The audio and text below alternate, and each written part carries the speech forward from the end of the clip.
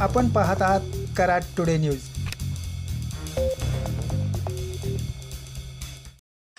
कोयना पाणलोट क्षेत्रात पडत असलेल्या मुसळधार पावसाने व धरणातून सोडण्यात आलेल्या पाण्यामुळे कराड चिपळूण महामार्गावर हेळवाक नजीक रस्त्यावर पाणी आल्याने चिपळूणकडे जाणारी वाहतूक बंद होण्याची शक्यता आहे।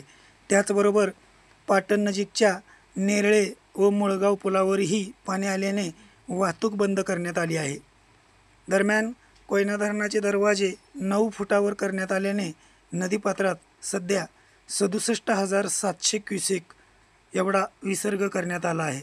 त्यामुळे नदीकाठच्या गावांना सतर्कतेचा इशारा देण्यात आला आहे।